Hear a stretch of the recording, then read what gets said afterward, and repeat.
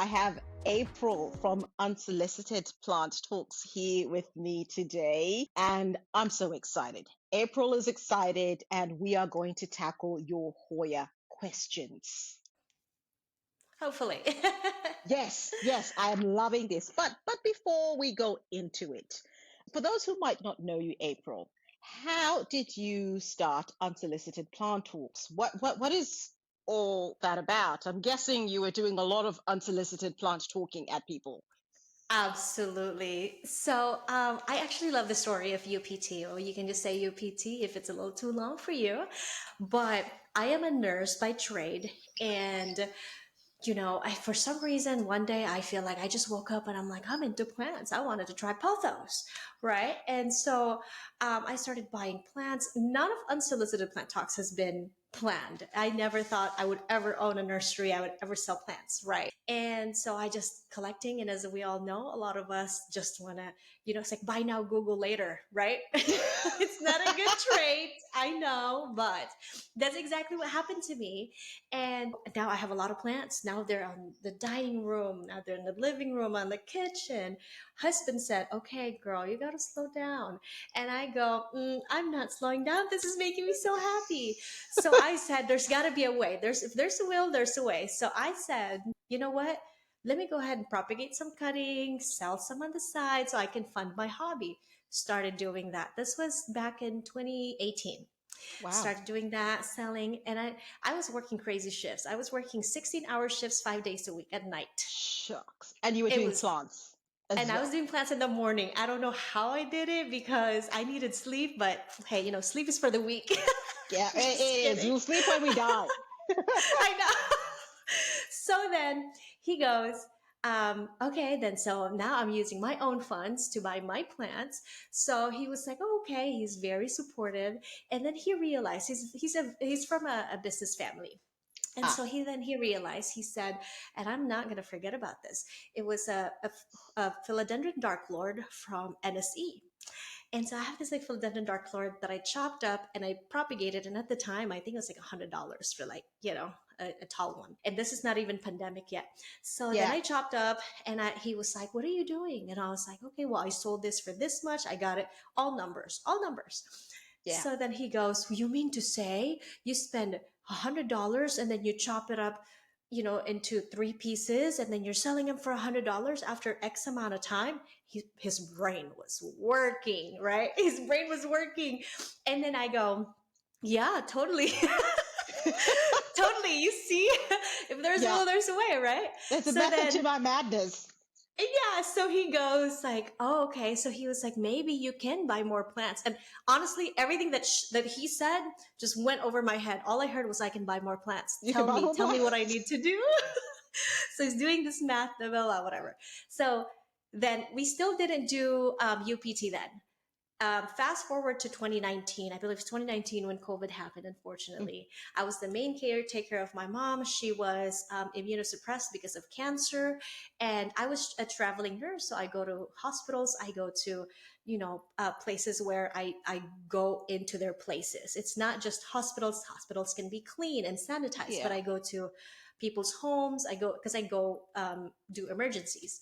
yeah. So then we decided, okay, and this is back when everything was, we're out of mask, out of gloves. You Yeah. remember the time. The dark days. Yes. Yeah, the dark days, absolutely. So then we decided, my husband and I decided, okay, well, why don't I step back from nursing for a little bit until it dies down? Yeah. Why don't, because I already have my foot in the door of selling plants. People know Plants. me, which I'm so grateful for. And so we were like, okay, let's go ahead and, how much do we have in savings? How much can we borrow? How much do we need to get this started? So we created Unsolicited Plant Talks. And the reason why we call it Unsolicited Plant Talks, I had no friends at the time who were into plants. It was just me. I had nobody to ask, nobody to talk to. And as a plant person, I'm sure you get excited when you see a new leaf. Doesn't matter if you've had that plant for 5 years. There's a Yeah. new leaf. It's worth to celebrate about. Yeah. So I would be going in the room where my husband like plays games and we play video games, right? And I would force him to listen to me, and I'd go, look, this is and that, and my plants. He could care less about plants. And then he would jokingly say, oh, here comes as soon as I walk in the door, he's like, oh, here comes Unsolicited Plant Talks. And so I said, I'm going to make it your words. So it was a joke, because I never thought, even starting the business, I never thought that this is going to be, full time. I thought it was just Yeah. going to be temporary until COVID dies down. So did you And ever go so, back to nursing? no, never did. And Wow. I did a power move. Well, it was mainly his idea. It's going to sound so crazy, but um, I let my license lapse. Ugh, that's so painful to say. And it's so hard to do, because if you knew what my life was when I was in nursing, I love nursing. I love taking care of people. Yeah. I love end of life. That's my specialty. That's my favorite. Wow. But That's heavy. if you knew what it did to me mentally, and my husband really cares about me and loves me, never ever wants me to go back. So he said, us people get put in a situation where we have to, if we're put in a tough situation, we have to make it work, right? Just like when I took the leap of faith, it was so scary to do plants full time, but I had to do it because, I'm going to bring the virus to my mom. What could Yeah. happen? Nobody knows, right? I'll never be able to forgive myself. But I'm put in that situation where it's like, you have to make it work. There's no other options. Yes. And so my husband and I truly believe that if he doesn't want me to go back to nursing, because that is not something that, we're both, it's okay for me mentally. He said, we're never gonna go back there. We're always gonna find a way to do something else To do so that something you can else. live a quality life. I'm not saying nurses don't have quality life. Like I said, I loved it. Maybe my Yeah. experience, 7 years of, like I said, 4 p.m. to 8 a.m., 16-hour shifts, 5 days a week, and I drive 300 miles a night, a single No. night. It That was really, you did your part. yeah, It was yeah, time to move on to right. the next thing. So, so yeah, that's how UPT was Wow, born. that And is that then is a very interesting origin story. I love it. Now, yeah, let's get into the nitty-gritty of Hoyas. Now, I've heard that your love of Hoyas started with a Hoya sunrise. absolutely. It Tell me about was. that because I love, love, love the Hoya sunrise. It's one I of my love a good sun favorites. stress. Yes. So Hoya Sunrise was actually my very first Hoya that I was like, what is this plant? It's thick, it grows well, it grows fast, it's hardy, you don't need humidity. And bonus, it goes red when you expose it to bright environment. And I'm like, sign me up. That was my first import. So Yeah. I imported a lot of sun. I didn't even think about it. I'm not back in the day, like I was not a business person, right? I go look at this plant and I'm like, I'm so in love with this plant. I'm gonna import it because a lot of people are going to love this plant too. Yes. Yes. Yes. So I did it. So I borrowed a specific amount of money from our savings and I said, I'm gonna give it back. Imported nothing but sunrise. Nothing but sunrise. I got a big box all sunrise. Sold for as soon as they're rooted, sold out. And that's when my husband's brain was like, okay, what are we gonna do with This this is one? viable. This is a seriously viable business. Absolutely. And I Wow. think sunrise is so important, and how do you say that? It's like that's the plant that I feel like have changed our lives. It's Yeah, like one yeah. of those pivotal moments It's the though. plant that told you it's possible. It's the It's plant that, possible. yeah, it validated your decision. Exactly, exactly. Ah, It supported my lovely. hobby. So you've gone through over 10,000 plants. You carry over 10,000 plants or something like. What has that journey been like? From someone who didn't know anything about plants, getting into plants, and now, you know, being a trader and having so many. I love it. I know people say, "Oh my gosh, do you ever get used to these plants, or do you ever get tired?" No, every new growth doesn't matter. Like I said, if you've had that plant for years, new growth is always so exciting to me. And one of the reasons too why I really got into plants as a nurse and with my mental health declining at the time is that it is a visual um, kind of gauge of how well you're doing mentally. If your plants are not doing well, okay, maybe I should speak for myself. If my plants are not doing well, it was like my visual guide, visual like nudge, hey, you're not taking care of us. We're not doing well because you're not taking care of us. And it was like my nudge to be like, okay, maybe I'm not taking care of me. I am neglecting a lot of things around me. So that's what Yes. plants do to me. So it's always so exciting every day. So when I see them happy and blooming and growing, it I can't even express the feeling. Amazing. I think it's the same way for a lot of people who take care of plants and are just really into seriously into plants. It's you've got this connection with your plants and they almost sort of Yes, become an extension of you. And when of they're you. suffering, you know that there's something going on with you as well. Exactly, I love it. exactly. It's beautiful. It's beautiful. Why do you think Hoyas are so addictive to collectors? You know, I mean, people are called Hoya heads, Hoya this, Hoya that. Hoya collectors are a special group of people. Why? What is it about Hoyas? Um, Honestly, I'm just gonna be honest. I think instant gratification. That's the truth. I wouldn't say everybody. I really wouldn't say everybody, but people just love something that they tangibly see and like, oh my gosh, it's already growing. And it's like there's another kind. And then now you have collectibles. And there's so many hundreds and hundreds of them.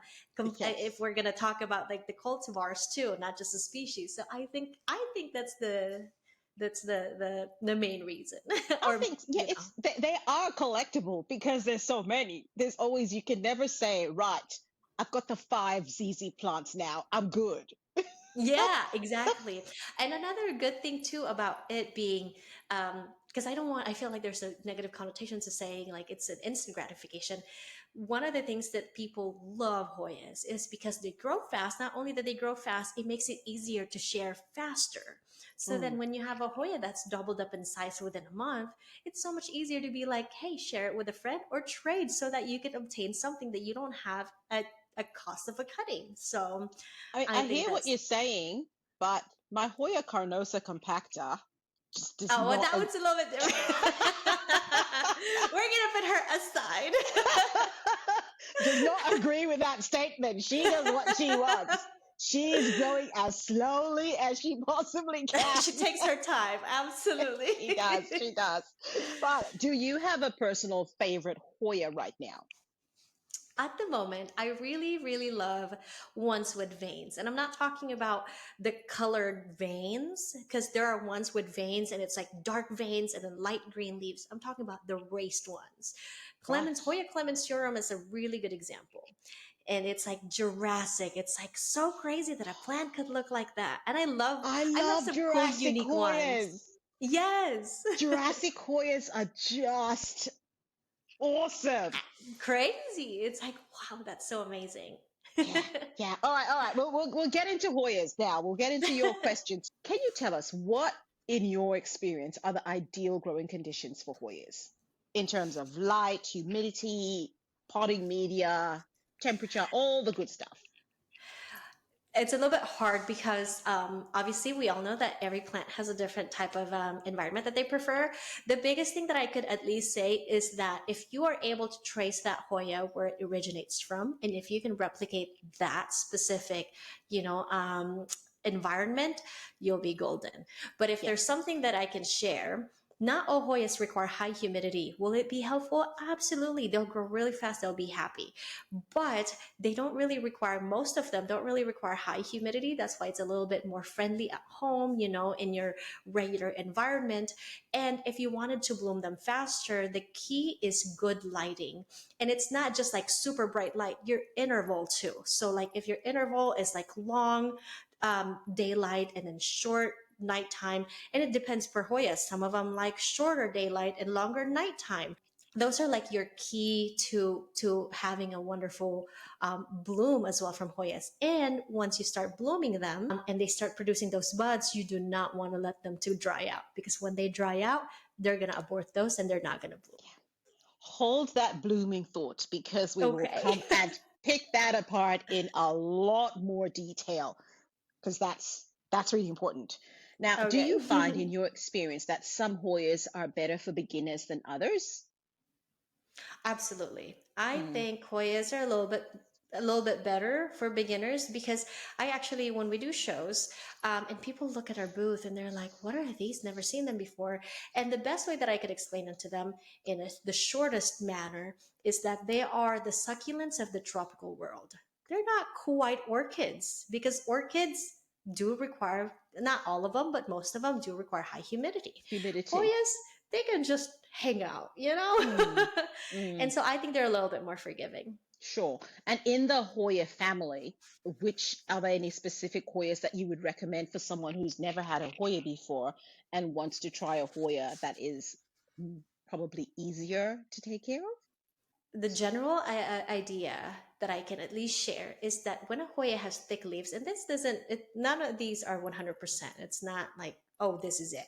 But if you can find a Hoya that has these thick leaves, it's most likely going to be very forgiving, especially with Hmm. drought, especially with humidity, because when Hmm. they're thick like that, they can keep some of that moisture and some of the water in them in between watering. So Hmm. it can be very forgiving. They Hmm. like to be dry more than wet, so Yeah. also keep that in mind. Yes. So you're talking about plants like your ubiquitous Hoya caryi, for example. Caryi, carnosas, latifolia, verticillata, very, very good Easy, beginner easy, plants. easier than others. Excellent. Do you think there are some Hoyas that are generally very overhyped or, maybe trickier than they looked? Hmm. As far as overhype, it's kind of hard to touch that subject because the hype in Hoyas, because they grow so fast, only lasts for a week. I mean, maybe I'm exaggerating. I don't know how familiar you are, but because there's so many Hoyas come out, like So many every types, yeah. exactly open pollinated. It's new species. I get so excited about, but like then you get somebody who has open pollinated seed pods that produce 100 seed pods. Now they're growing all of, you know what I mean? So it Yeah. varies. So the hype, I feel, is it kind of like goes up and down. So I can't really answer exactly And what's also over. depending on where you are, isn't it? Because Hoya are Mm. it's very, very specific. I always look at you guys out in the US and I look at the types of Hoyas that you've got. And because you guys can actually import as well. Whereas for us, importing as an individual is pretty much off the cards. And so we're very Mm. much dependent on what people who are licensed importers and all that kind of thing bring into the country or what they're growing. So we don't see half the goodness that you look at that. Oh my gosh, I want that. Yeah, not in Australia. Not It's a in blessing in Australia. disguise. I actually did speak to agriculture department of Australia because we were Yeah, trying to establish a UPT over there. It's just very strict, and I get it. I get where they're coming from because you guys in that ecosystem, you would yeah, not want to mess that up. So totally exactly. understandable, but yeah. Yeah. But as a result, we feel we have a lot of FOMO. We miss out on a lot of Uh, fabulous looking Hoyas. But hey, that it is what it is. It can't be helped. But yes, now, exactly. how do you grow your Hoyas? Do you use semi hydroponics at all? Leca, pon, those kinds of media? So no, actually, we grow them in cocoa husk as the main soil amendment, not amendment, Yeah. but it's the main soil, main ingredient that we have. And for a long time, actually, I was just using them in pure cocoa husk because number one, I was like, okay, well, that's what they have in Thailand and Southeast Asia, and it's working so well. So why don't I try to Do to what they're to doing. yeah, exactly. Why change something that's already been working? And then over time, I learned that, you know, okay, well, I'm selling this directly to people who want to unbox their plants and put them in their home. It's not going to Yeah. work out because cocoa Yeah, husk yeah. They can be need to be hydro. able to just put it on the shelf and just go and not have Right, to start thinking, exactly. well, now I have to take it out of this and put it in something else. Exactly. So over time, we have developed a specific mix that we use where it retains a little bit more moisture. So we still use cocoa husk because we think it's really good. It's organic. And then we added some core that will help it retain a little bit more moisture. And then we added koranja, neem cake, kind of like pest preventative type of stuff, also organic, charcoal. Yeah. And yeah, but that's basically it. Okay. All right. Sounds good. So, really, that means we're not tackling any of the transition questions that people were asking. That would probably be questions for me, and we can do that some other time because we want to spend our time talking to you and not listening to me talking. So, we are going to go to styling and trellising. What is your favorite way to train and support Hoyas? Because, as we all know, Hoyas are very, very viney plants. They get Plants. everywhere and they are insane. How do you take care of? I mean, obviously not the ones you sell because they are small and they've gone off. But, once they start to get bigger and they start binding, what do you do?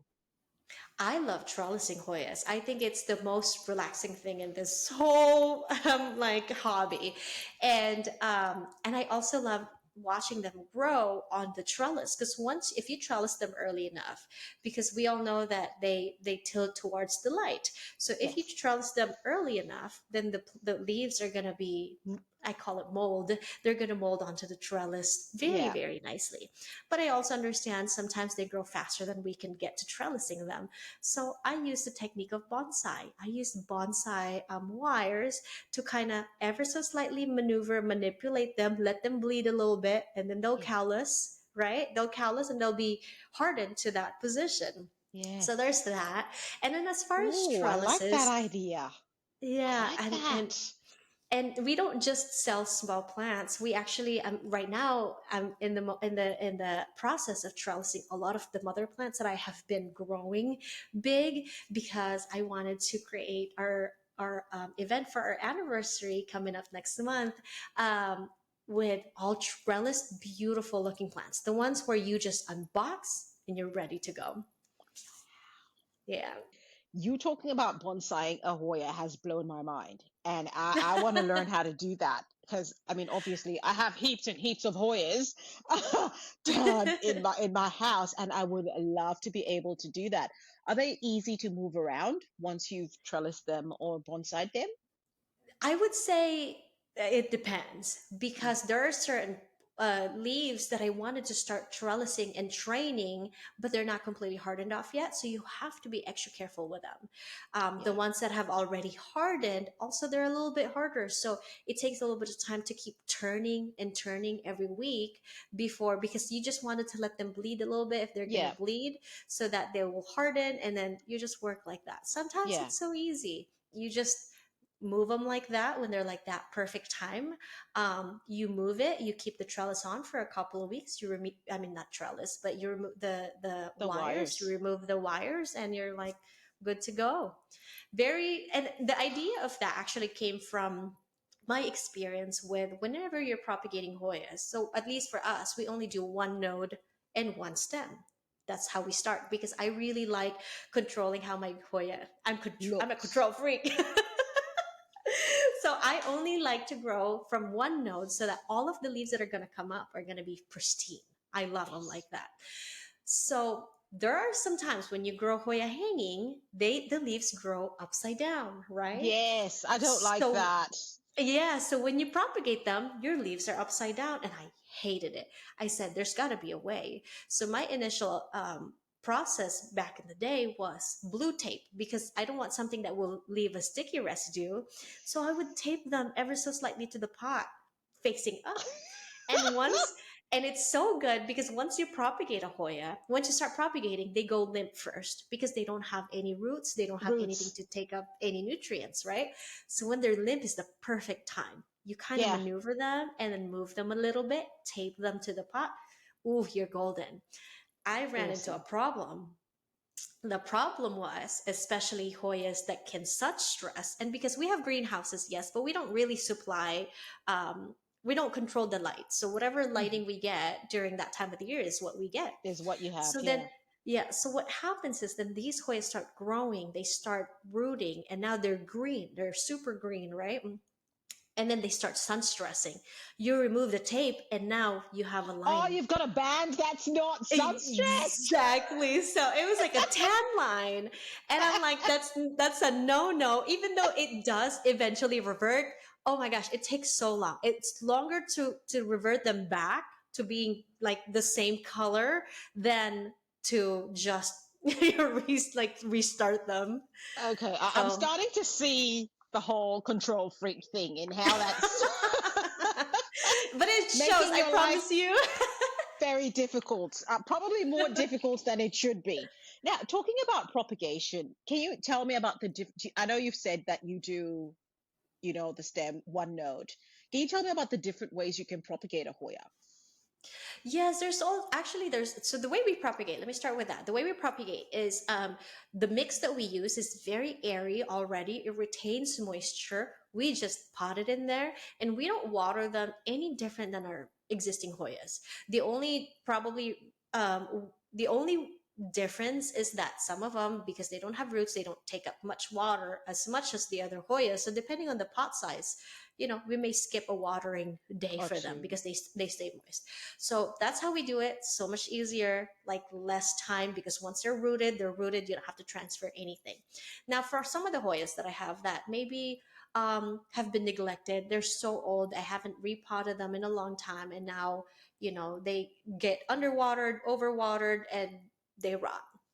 Um, I do what do you call it? Like a cloning machine is what they call it Mm. here. Hmm. So I use like a cloning machine because it's just so easier to just like put it in there and just leave it, write my log. I have a log of all the ones that I I keep Which tally you of should, everything.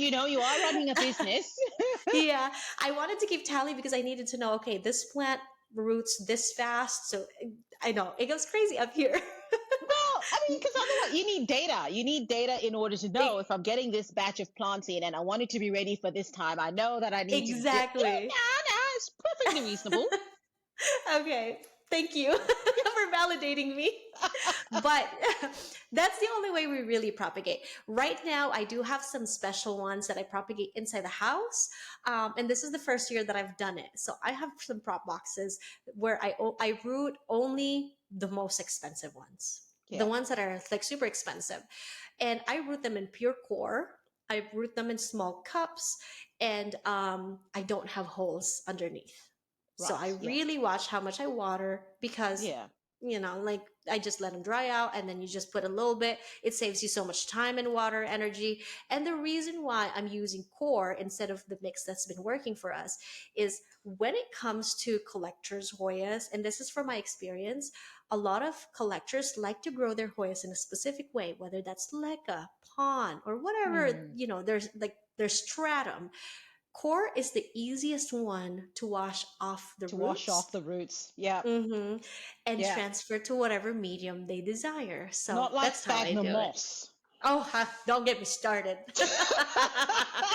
Don't get me started.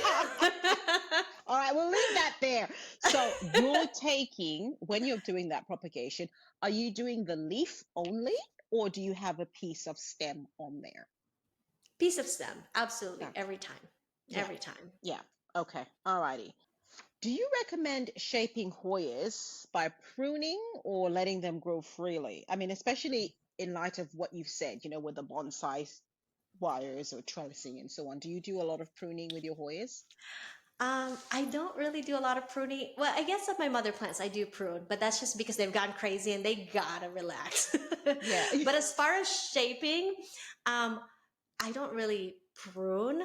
Um, I trellis, number one. Yeah. Or if I'm trellising, and you know how sometimes when you trellis, so there's this thing about the Hoya vines. They always their natural instinct is to go up. Just keep going up. So whenever you force them to go down because you're trellising or whatever it may be, they don't like it. They abort that vine if it's still Hmm. too young of a vine, or wherever the last node that's facing up will put out a new shoot, Another one.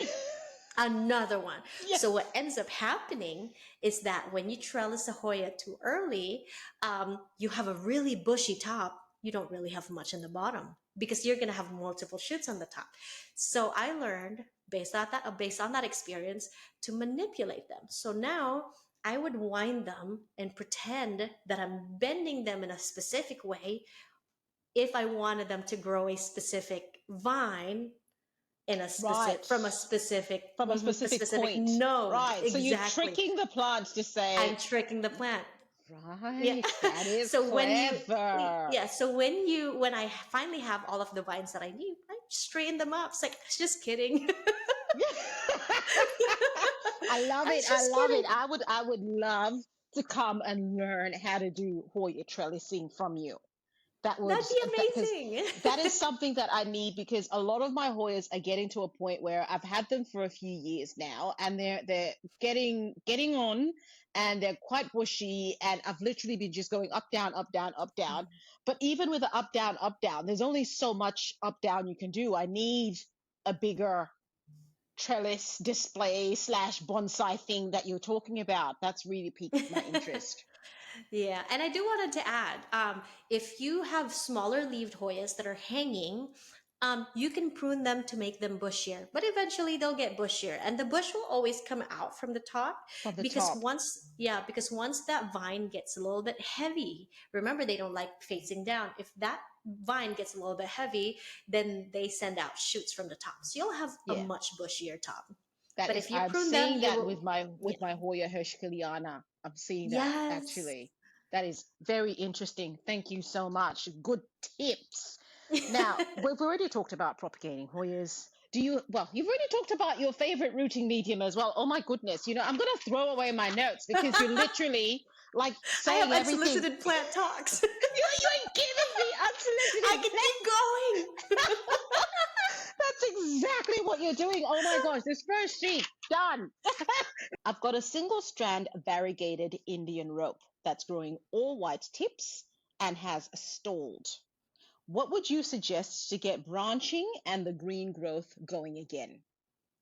Carnosa strikes. Compacta. um, Now you got me at all white. If they're growing all white, chop immediately. Don't even think about it because Yeah. it's gonna suck all of the energy. Um, and if you wanted to encourage branching, you can definitely snip, because as soon as you cut that apical point where it just keeps growing, then the plants are like, oh my god, what's going on? We got to get another one. And sometimes you get actually more than one. Definitely. That's exactly what I would recommend as well. Definitely. I mean, I think with all plants, actually, once you get to a point where you're only getting white leaves, it's generally recommended to cut from that point and allow the plant to throw out another one, which is hopefully not going to be completely white at that point.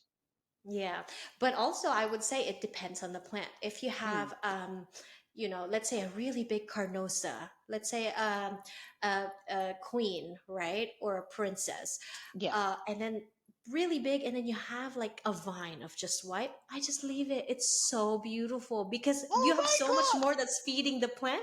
Listen, I have a queen that has that. It has exactly what you're describing.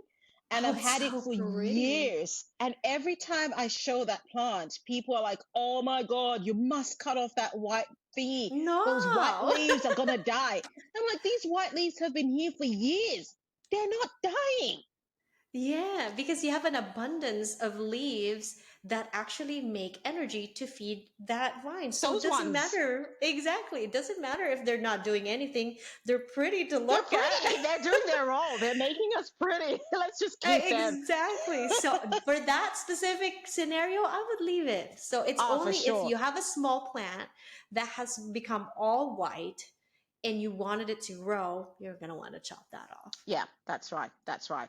Now let's talk about blooming. Let's talk about blooming. It's the We number haven't talked one about it. problem a lot of people have trying to get their Hoyas to flower. This is the number one problem. I'm going to let you loose. Go, go. Tell us all your secrets. Your lighting, you have to make sure you have good lighting. Okay, when it starts producing bud, make sure you don't let the plant completely dry off. You can let it dry off because they still like appreciate that like drought in between waterings, but Yeah. Hoyas that are blooming requires a lot of energy, so you have to give them lots of light, and you have to give them a good amount of water. Now, if you feel like you're really still having a hard time, a little bit of like an oomph, with a fertilizer, get yourself a blooming fertilizer, and it will definitely help. All right, let's go back to light because you talked about some interesting things at the start that you haven't touched on now. So you were talking about the duration of light and dark, and how you can vary that, and how Hoyas respond to that. Can you just expand on that a little bit more? My experience with a lot of the Hoyas that I have. So we have a greenhouse that gets a lot of light. It's very open. I don't have a lot of shade cloth on it. And during summer, when the time, I mean, it's warmer too, but in the greenhouse, it stays pretty warm all year long. And that's why I can kind of speak about the light. When the light is the intervals are longer, they tend to like it more. They tend to like enjoy it more, and they tend to flower more. And So even I'll though, stop you there for a sec. When you say when the intervals are longer, what do you mean? you know how when we're growing them at home and we have timers, 8 hours, 12 hours, 16 hours. I Mhm. got So 16 a hours of light. of light, exactly. Yes. So I got a methyld to produce a peduncle and bloom, and a small methyld, right? um, in uh, 18 days from bloom to starting to, I mean, sorry, from just a small plant to producing a peduncle and producing blooms with Okay, tell us, 16 how hours did you, how did you do that? What sorcery is artificial this? artificial light. And I Okay. just gave it 16 hours every day of light. Now the plant did become a little bit more light green because it was so Oh, right. washed. So all you have to do is supplement it with fertilizer that is high in nitrogen. It will bring all of those green back. But if you supplement it with with a lot of nitrogen, just be careful, because then the plant is going to produce more leaves than actually uh, um, putting more energy into producing flowers. So you just have to kind of, you know, there's an art in fertilizing. Okay. Okay. I'm now wondering for my semi-hydro friends who we're always fertilizing anyway. So when you talk about fertilizing, this is for people who are growing in media where they're fertilizing at the beginning of spring or something like that. They're not Yeah. fertilizing all the time. So we're fertilizing all the time. So I guess that takes that out of the equation. So we're then looking at just light. Just light. Yeah, absolutely. I This, personally fertilize every week. but you've got a plant shop and you're strange. Most people don't do that. That's true. So you're just gonna want to give it some light. And also it depends on the Hoya that you're trying to grow. There are some Hoyas, especially the cool growing Hoyas, like Thomsonii.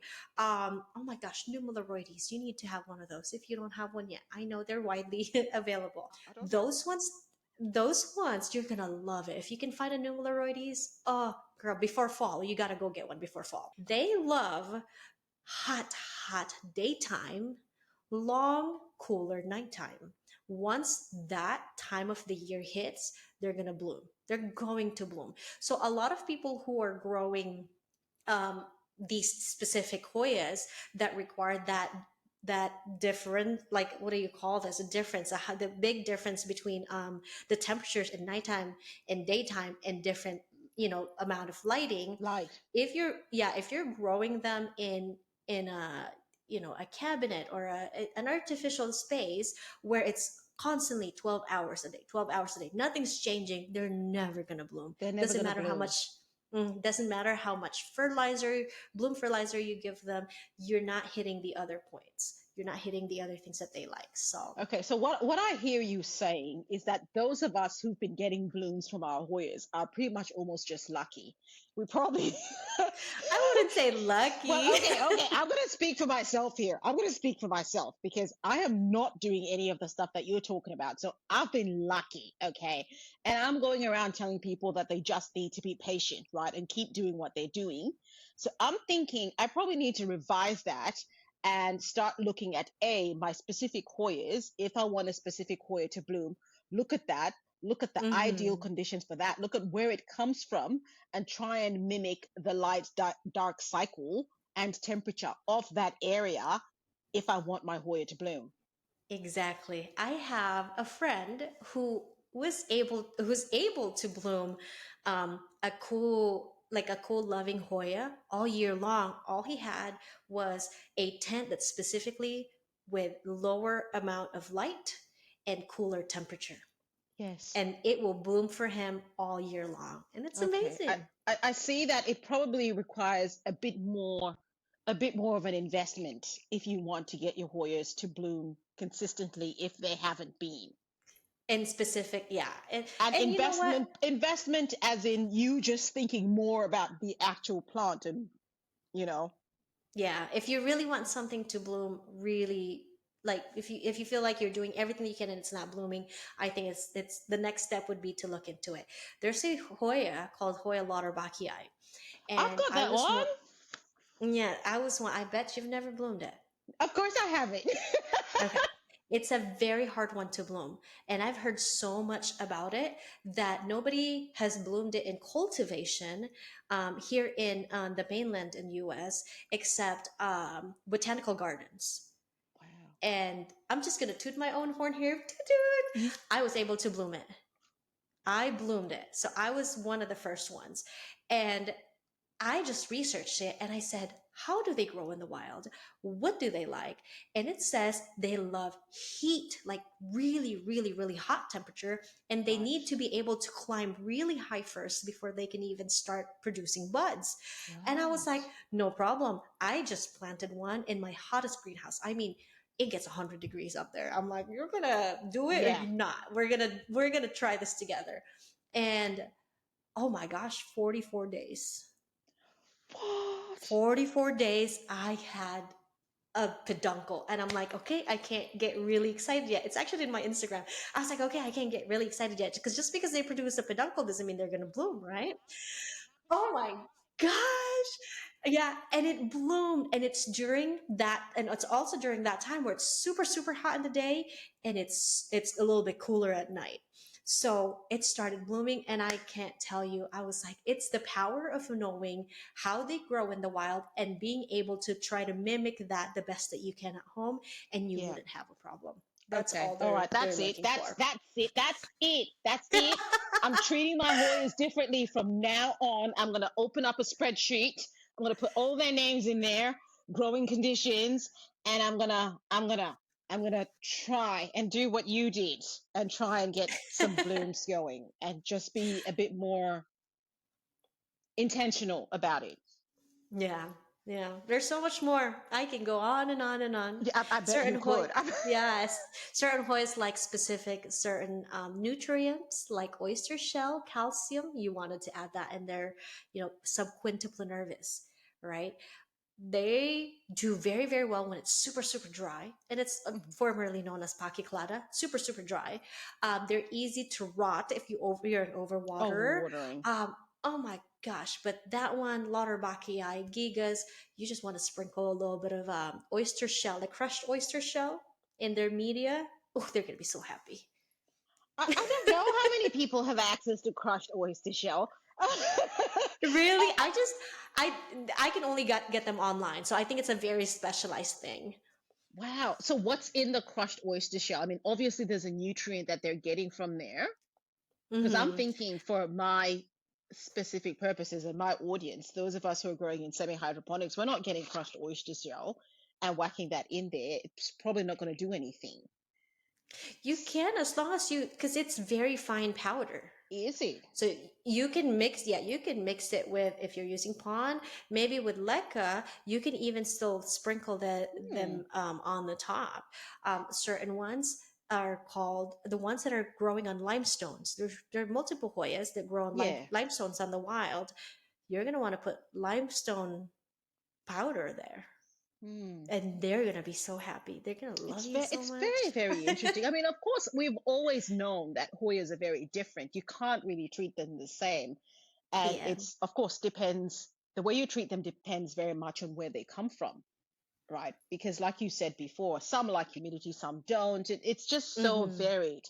And I think a lot of us, myself included, have sort of just like, all right, well, then Hoyas, and you sort of treat them the same. And then, and the ones that work in that environment that you coincidentally seem to have, they do well. But the others, then you're struggling with either blooming or getting them to grow the way they grow because we're not providing that environment. It's plant care 101, isn't it? Yeah. Basically, any plant, Yeah. not just Hoyas. Provide the environment that the plant is used to genetically, where it comes from, and you'll be fine. Exactly.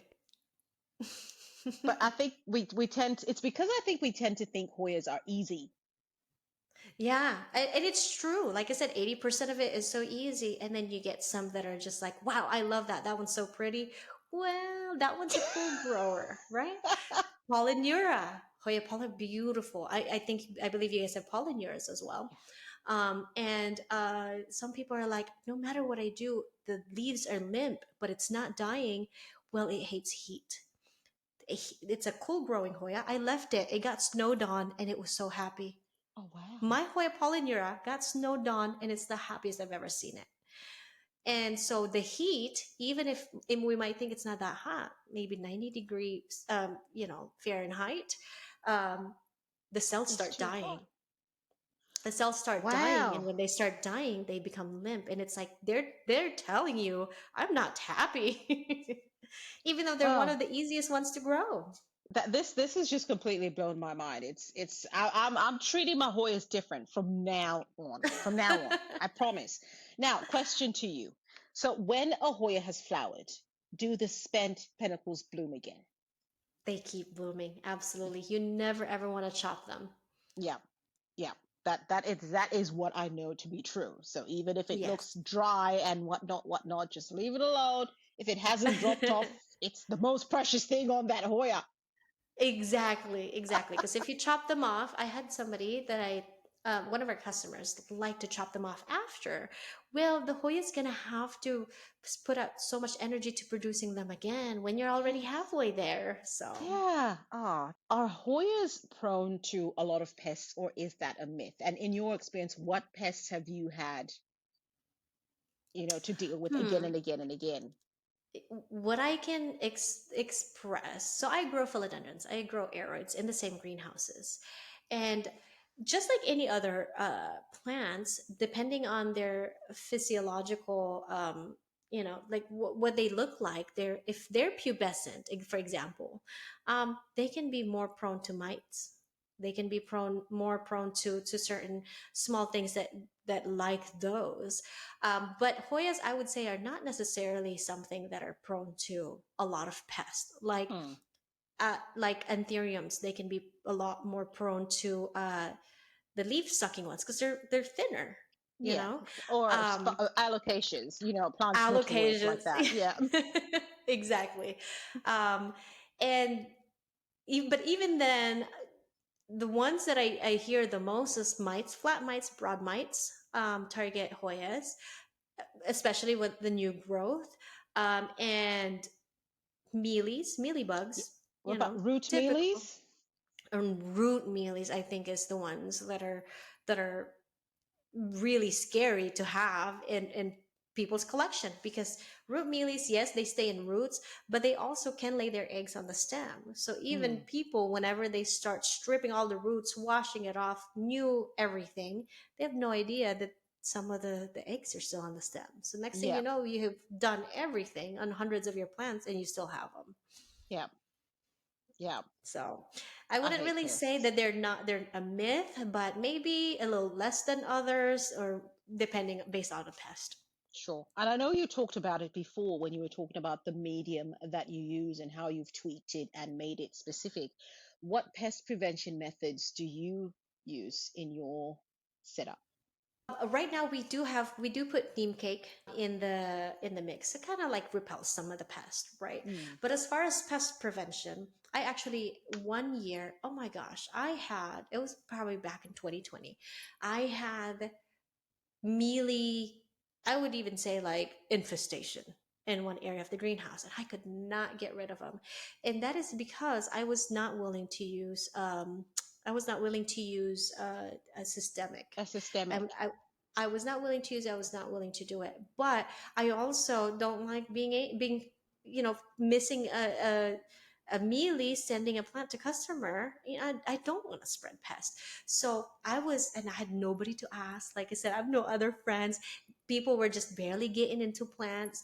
And so I reached out to my agriculture department, and California is one of the strictest.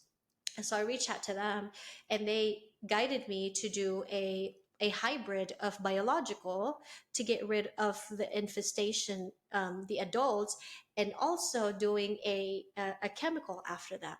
And I think I did it for I eradicated mealies after that one treatment. It Wow. was like so crazy. And I know a lot of people like to buy ladybugs.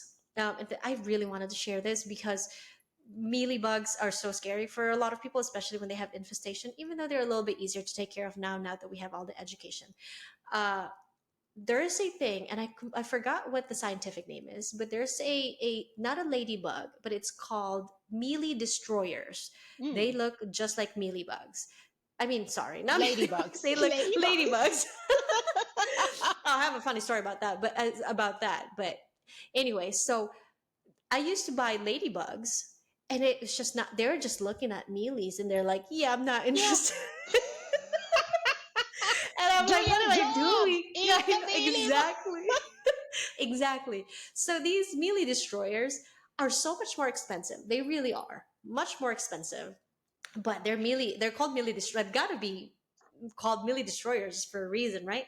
So Yeah. I bought it overnight, obliterated all my mealies, gone. And not only that, this is so amazing. Their larvae look like mealies on steroids Oh, because wow. what they do is they lay their eggs on the mealy, sacks Yeah. where they have their eggs, and they pretend they're one of them.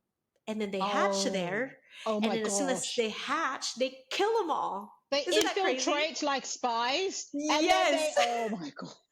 I'm not even joking. If you add it to your B-roll, what the larvae look like, when I first saw it, I was like, "Oh my god, I created super mealies." You know, when you're using chemicals and you're not doing them right, you can create super bugs Yeah. because they build up resistance. So I Resistance. was like, Yeah.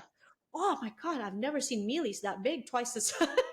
And they grow fast and they crawl fast. And I spray them with alcohol, and they're like loving it. They're not dying, and I'm like, "Oh no!" But yeah, Wow. isn't it crazy? Okay, So so oh my I god, it was see you amazing. don't mind a creepy crawly because I'm not so good with creepy crawlies, even if they're the good ones. I'm just like, yeah, nah.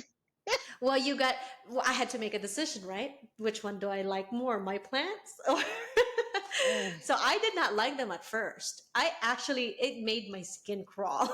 that But is a tough one. yeah. That is a tough one.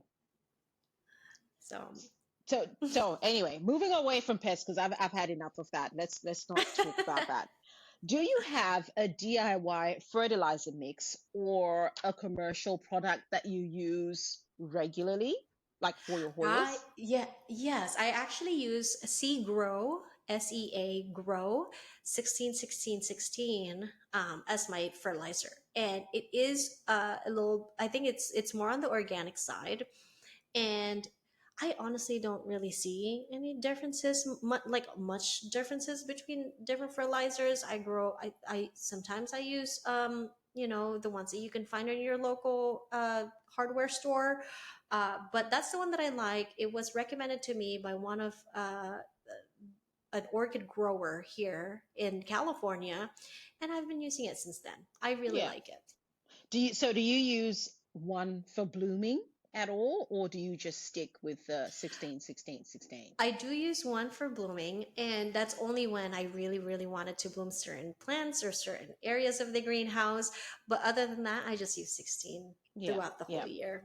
Thank you so much. I think we have gone around in and responded to a lot of the questions. And I gotta say, I have learned a lot in this podcast. So thank you. And I know others will have as well. So before we wind down, is there anything you would like to, parting shots? Let us know where people can find you. Now, you have an actual physical store. I don't. I mean, we Is do appointments on our greenhouses. So you see, if you visit, you see the good, the bad, and the ugly. We're not hiding Yeah, oh, anything. nice. And then everything is online and you do shows and things like that. Yes. All right, so where can people find you? Just, tell people where they can find you. Yes, we do have an online store, which is unsolicitedplanttalks.com. I do my very, very best to try and catch up with how you can grow these plants, these specific species, cultivars based on my experience, lighting, the best that I can. So you can use it as resources or guide. I write blogs there to help you out if you're just starting on Hoyas. And I post a lot of beautiful photos because I love taking photos of Hoyas. Yes, And yes. I'm very active on Instagram as well. It is unsolicited.plant.talks. That's when I post even more photos of Hoyas, any mutation, any random things that I find that is so fascinating that I wanted to share with everybody. And if you are interested in joining just a plant community, it doesn't have to be Hoya, somebody that you don't have to get out of the house and just, mingle with other plant people. Overgrownoasis.com is where it's at. Fantastic. Well, thank you so much. It's been absolutely amazing. And we are definitely not seeing the last of you, April. We will Thank need to you. have you back because Hoyas are a firm favorite here. Thank you so much. Well, I appreciate it. This is such a great opportunity, and I'm very, very grateful for it. The chat with April continues on my membership, and if you'd like to hear more from April, you can go and find that on thelecaqueen.com.